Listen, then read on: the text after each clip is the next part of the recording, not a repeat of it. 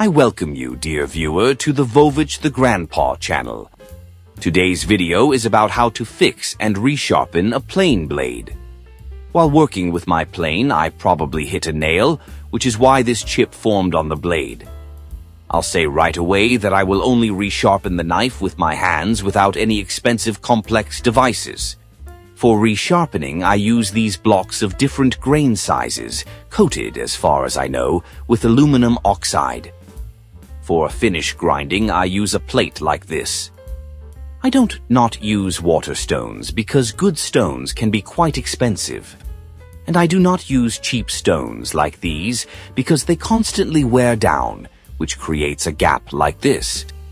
Such deformation has a detrimental effect on the geometry of the knife. Important note, my sharpening method allows you to get a knife sharp enough to shave hair, but not absolutely perfect. Of course, since this is hand sharpening, the knife will still have some small deviations. So, what do we need to sharpen a knife? A metal or plastic tray to collect water, a piece of board 5 to 6 centimeters thick, 9 to 15 centimeters high, and long enough to fit into the tray. I will attach my sharpening blocks to this board. Cross-head screwdriver, 2 wood screws 15 to 20 millimeters long, 4 sharpening blocks of different grit. The grit of my blocks is 120 grit, 150 grit, 240 grit, and 800 grit. Next, you need a piece of timber 4 to 5 centimeters thick, 20 to 30 centimeters long. On one side of the timber, glue genuine leather and apply polishing paste. A piece of paper tape, a marker, a paper knife, dry paper towels, water spray, 90-degree square. Now I need to examine the knife. I take my knife and detect how damaged it is. To get rid of the defect, you will have to shorten the blade by the height of this defect. In my case, this is about 1 millimeter. Accordingly, on the other side of the knife, the edge of the heel should also be shifted by 1 millimeter. To have an exact reference point, I stick a strip of tape on this side of the knife 1 millimeter lower than the edge of the heel. This way, I will see how far the blade heel should be shifted. Next, I take a marker and completely paint over the blade's heel. Then I fix the board with a clamp. I take a 120 grit block and screw it to the board.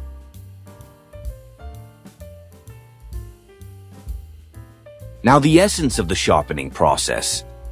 Place the knife with its heel, green surface, on the sharpening block. Calibrate the angle of the knife so that the green surface lies clearly on the block. Keeping this position of the knife, you need to move it back and forth and gradually grind down the green surface of the blade.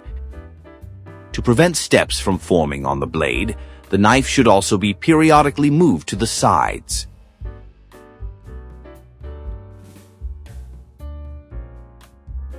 I also recommend turning the knife 45 degrees relative to the sharpening block. This hand position will be anatomically more correct, which allows better control of the knife during movement and maintaining the desired sharpening angle. Now I need to make an important remark.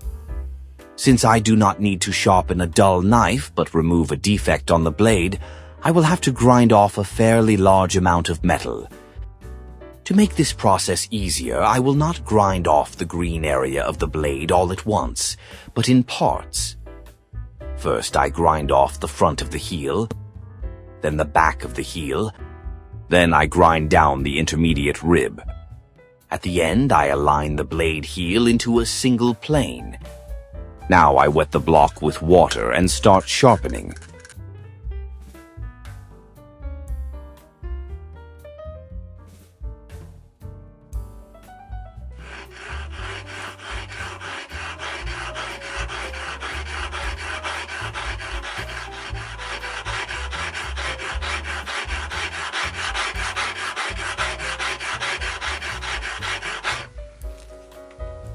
As you can see, the paint is only ground off at the front of heel, which means I'm moving in the right direction.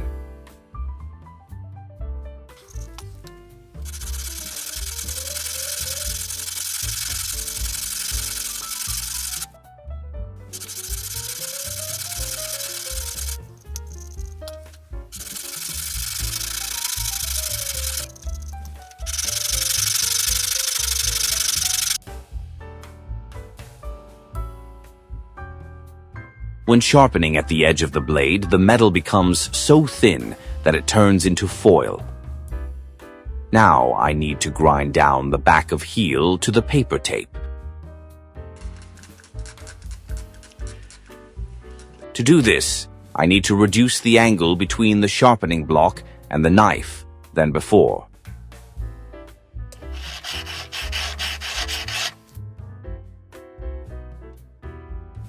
As you can see, the paint has been scraped off, which means the angle is correct. I'll reapply the marker for better visibility. It is clear that the front of heel remains painted. The back of heel is scraped off again.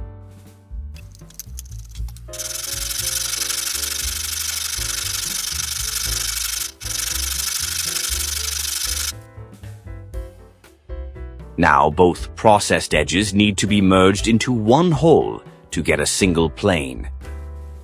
To do this, I paint again with a marker and try to catch the intermediate angle of the knife.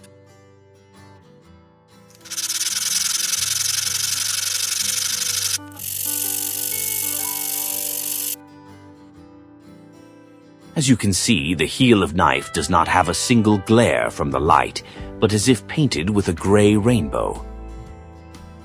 This means that the heel has a lens-shaped, humped shape.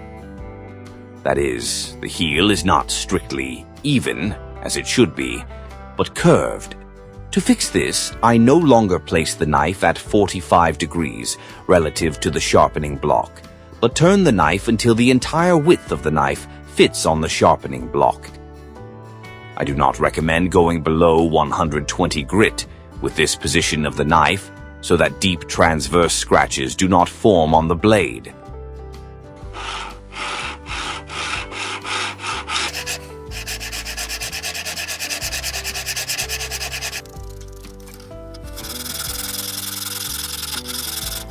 Now you can see that when I change the position of the knife, the heel acquires a more integral glare. The previous gray rainbow has disappeared, and in its place a single wide strip of glare has appeared. This indicates that the heel of knife has become more flat than it was. When the heel becomes flat enough, you can change the sharpening block to 150 grit. Then continue grinding with the same knife position when its entire width lies on the block.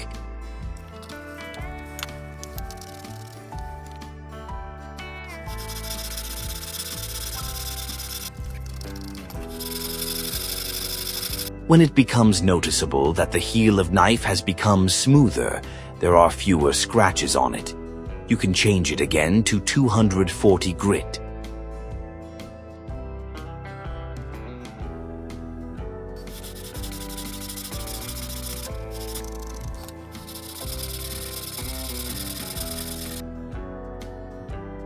When the heel becomes even smoother, you can put the next block to 800 grit.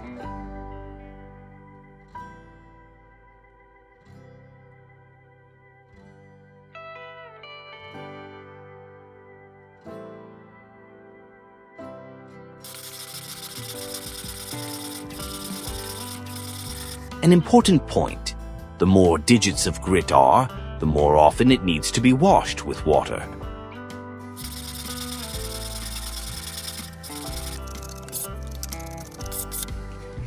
On the same block, you can polish the flat side of the knife.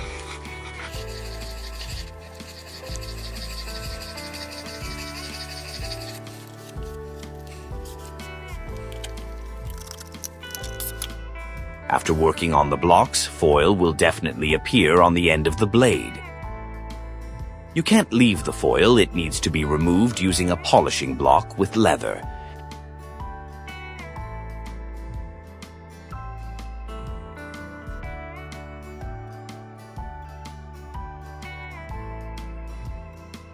To polish the blade, you need to put the knife on the polishing block.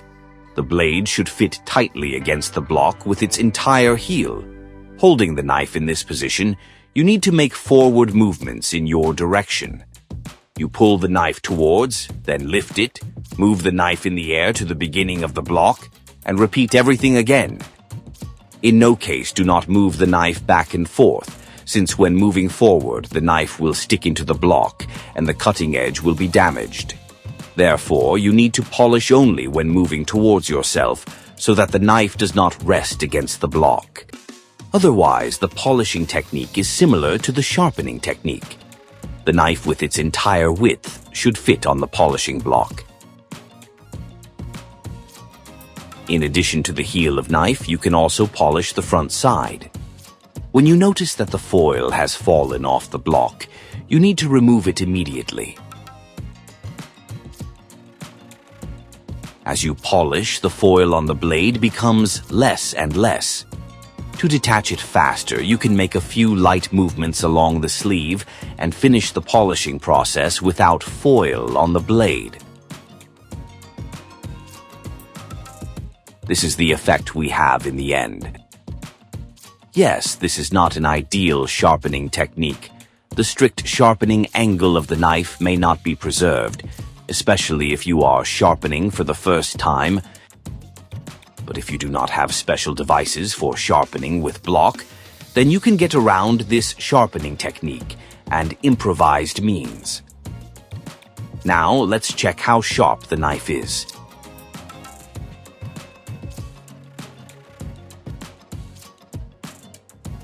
As you can see, the knife shaves quite well and easily.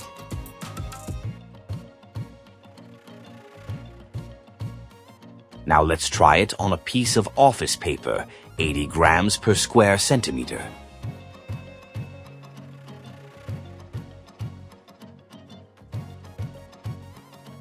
I feel that somewhere in the middle of the blade, the paper starts to tear.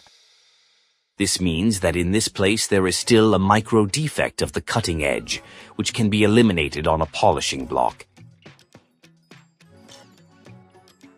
At the end of polishing, the knife needs to be turned over after each forward movement. You need to process one side, then the other. Now let's check it on paper again.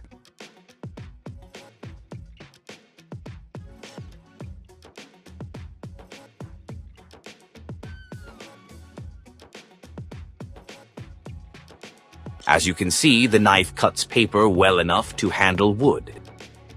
Now a little about geometry. If you measure the knife with a square, you can see that the knife does not have a strict 90 degrees. The corners of the blade are about 1 millimeter lower, which is why the blade has a very weak arc. This shape is not defective, because if here and here there are exactly 90 degrees, then when planing, clearly defined steps will appear on the wood. I once chased after getting strict angles of 90 degrees, but then I noticed that the surface was less beautiful. If the blade is slightly rounded, if it has a barely noticeable rounding, then the plane planes with a smooth transition. Now let's check it on wood. I assembled my plane, put a freshly sharpened knife on it. Let's see what we've achieved on this piece of hard elm wood.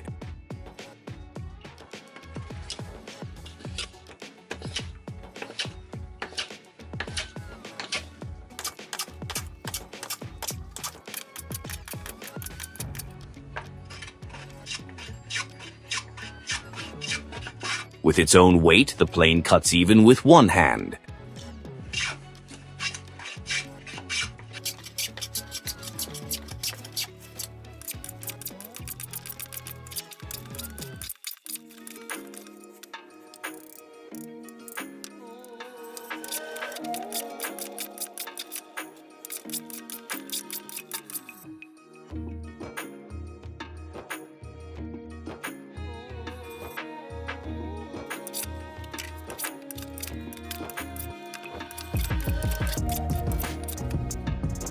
As I know, elm is a medium-hard wood species. Oak, for example, is a hardwood, so oak is harder than elm. Nevertheless, with a freshly sharpened knife, we have this surface, fairly even, fairly smooth. The result, I think, is quite good. Put a thumbs up if the video was useful for you and you found it interesting. Write in the comments if you want to see how I sharpen this very dull knife using the same method. The knife is quite dull, does not cut at all, so it definitely requires sharpening. This was Vovich the Grandpa. Goodbye.